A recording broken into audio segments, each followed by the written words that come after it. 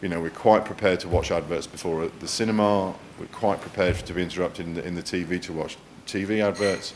We're more than happy to deal with mail, and it's just part of how we live in our homes. So we had some insights from the ethnography. So to summarise that bit of research, you know, mail gets through. We've got much higher open rates and much higher interaction levels than we previously believed that we had. We know that it flows through the home and it moves around the house and it's shared and it's discussed and it's filed and it's displayed.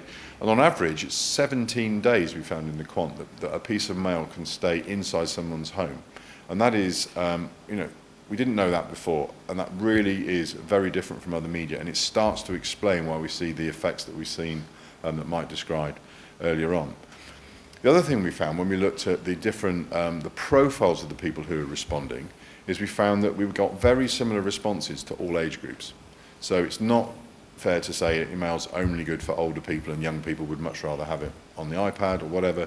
Just not true. In fact, because the brands who talk to young people tend to use mail less, this share of voice argument on the mail map means that we've seen some very encouraging results from younger-oriented brands using mail. And as an aside, we thought we'd have a little experiment with our research group, and we said to them as they arrived, fill in your name and address, and we're having a prize draw to say thank you for taking part, and you know, tick the box for the prize that you'd like. And one of the prizes was a trip to a spa, and in this case it was Knight and Grange, which was one we've invented, and I'll come on and tell you why we invented a spa. And we found that of the people who only saw mail versus the people who only saw the email communication about that spa, when we went back afterwards and said, oh, I'm really sorry, but we've lost all those forms you filled in only 2 hours ago, would you mind doing it again, because we really want to make sure you get the chance to win, 17% of people who had only seen the mail version switched to Knight and Grange, but only 2% who had been exposed to the email switched. So I think you know, it's somewhere between anecdotal and proof, but it does suggest that mail is very effective at changing behaviour and changing points of view. So it speaks a bit to the power. So we faced in with the challenge of, given the understanding that we're beginning to create, particularly about how mail creates long-term value, particularly about how mail moves around in the home. You know, and there are, because of the frequency with which it's revisited, it's actually performing the role of several different media channels. Yeah, as a creative director, where does he see great examples of mail bearing out the learning Jonathan's got? And the key to that is the power of its emotional connection.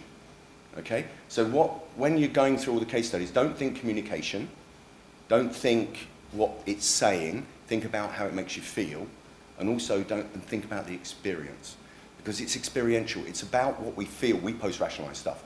Initially, it hits you emotionally. Again, the principles behind all the things I'm showing is the power of personal. That's just so genuine and authentic. And I think, again, that's what mail has the ability to do.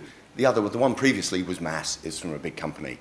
Mail also has the power to be so incredibly genuine. I think sometimes we don't celebrate how powerful it can be. Really genuinely, the connectability, use technology with it, the power to genuinely create memories, because you know, the retention is a memory. Think creating memories, not response. You know, so and I think if we start to think of it differently, mail has a big future still, and I just don't think we tap it enough.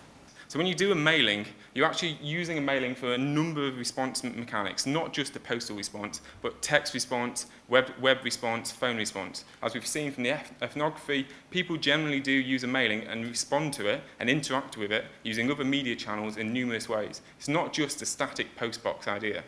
But also, I think there's another interesting element to this is we're not just talking about response, we're talking about emotional response and actually moving someone along in their relationship with your brand. So we don't need to necessarily drive them to actually do something straight away. It can be part of a more elongated, long-term consumer journey. The problem's always been is the CPT of mail, the cost, right? This is a classic MC&C planning chart that I got taught and trained on years ago. And it still applies largely today. It's still a very interesting way to look at the world and useful. Now, what I was taught was a high CPT means that you need to get a high response rate for it to be successful, and a low CPT means you can lower your response rate. Fine. The issue we've got is obviously mail has just been tarnished or essentially just put down as a high cost per thousand medium. Oh, it costs too much. It's too much. It's high CPT. Not even, you know, often just not on the agenda in a planner's head. They're just like, oh, I'm not doing a mailing.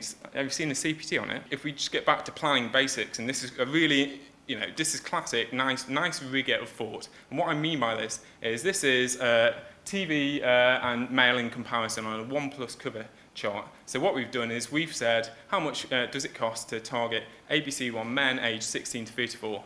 They're what we would regard as a hard to reach audience. Now what you find here is actually TV is a great medium, rapid reach, you know, we all know it's rapid reach, quick.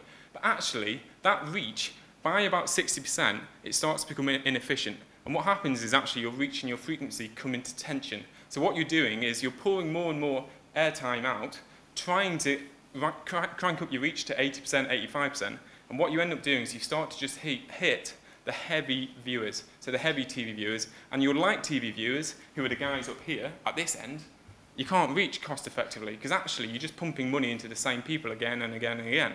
So what that tells me is actually my mailing, which has a static CPT of 450, and arguably I would say if I was in a big volume, I'd get cost efficiencies, so actually it might be coming down a bit. I can actually target my lightweight TV viewers who are in this audience and actually go, you know what, a mailing is the best way to reach these guys, because actually it's just not cost efficient for me to keep pumping out airtime in the hope that someday they're going to sit down and view my ad. We shouldn't forget basic principles of rigor of thought and actually evidence-based thinking of how we plan and use media. And this is what I think this presentation is about. It's about looking at how time, integration and value work, and actually using rigor of thought and old school marketing principles at times to really understand what's going on. And most crucially, in which I don't want to get too passionate about this, is your main issue is the consumer, is the human being who you're communicating to. Don't ever forget that. Yeah, you know, I think Mark Zuckerberg needs to remember that at times. Actually, it's human beings who are the core principle of what we do. Not the technology, it's the communication.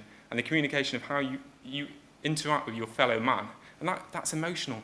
It's post-rationalization. It's system 1, system 2. It's us. And that's what a mailing really brings home when you think about how you apply it in a planning sense.